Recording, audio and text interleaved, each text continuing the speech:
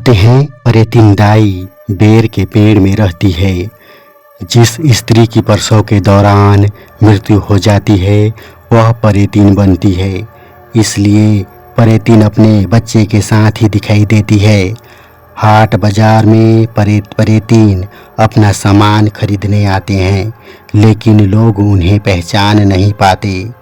परेतिन किसी भी रूप में लोगों के सामने आ सकती है। रास्ते में कहीं परेतिन नजर आ जाए तो डर कर अपनी राह नहीं छोड़नी चाहिए। परेतिन अपना भयानक रूप दिखाकर रास्ते से हटाने की कोशिश करती है। राहगीर के रास्ता छोड़ते ही वह परेतिन का शिकार हो जाता है। परेतिन के बाल पकड़ लिए जाए और उसकी साड़ी बांस के खोल में भर कर रखने से जब तक उसे साड़ी नहीं मिलती वह मानव रूप में ही रहती है।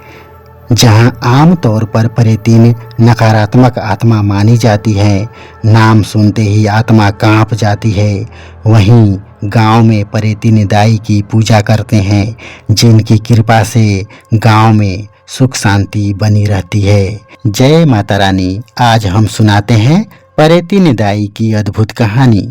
वीडियो में अंत तक बने रहिएगा। परेतिन दाई आपकी हर मनोकामना पूरी करें। छत्तीसगढ़ बालोद जिले के झिका गांव में नीम पेड़ के पास स्थित मंदिर कोई साधारण मंदिर नहीं है। इस रास्ते से गुजरने वाले वाहन बंद हो जाती है। इस रास्ते से बेचने के लिए ले जा रहे दूध फट जाता है। कुछ अनिष्ट होता ही है।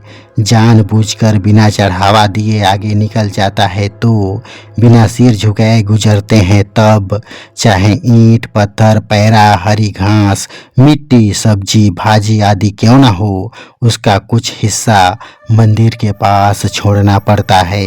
मंदिर में ईंट इतनी अधिक संख्या में चढ़ती है कि मंदिर निर्माण के अलावा गांव के अन्य विकास कामों में किया जाता है। नवरात्रि में यहाँ 9 दिन तक देवी के 9 रूप के साथ परेतिन दाई की पूजा हो रही है। दूर दूर से भक्त अपनी मन्नतों के साथ यहाँ पहुँच रहे हैं। अगर कोई सच्चे मन से माता से प्रार्थना करता है तो माता उनकी मनोकामना भी जरूर पूरी करती हैं। विशेष रूप से परेतिन दाई सुने गोद को भरती है। रायपुर के परेतिन दाई के बारे में मान्यता है कि गांव में किसी समय एक महिला की असमय और रहस्यमय तरीके से मृत्यु हो गई थी। इसके बाद गांव में अजीब घटनाएं होने लगी, जिससे लोग डरने लगे और मान लिया गया कि उस महिला की आत्मा गांव में भटक रही है। गांव के एक सुनसान जगह पर एक पुराना बेर का पेड़ हुआ करता था। उसी पर उसका वास था। तब जगह पर कोई बसाहट नहीं थी। उस रास्ते से लोग गुजरते थे तो कुछ न कुछ अजीब घटनाएं होती थी। कभी पेड़ की डाली हिलाकर तो कभी कान के पास तेज हवा वहां कुछ होने का एहसास दिलाती थी, जिससे लगता था कि वहीं पर परेतिन का वास है। इसके बाद वह बेर का पेड़ सूख गया। कुछ समय बाद गांव वालों ने वहां पर एक दूसरा बेर का पेड़ लगा दिया और बकायदा एक चबूतरा बनाया गया। इसके बाद पूजा का सिलसिला भी शुरू हो गया।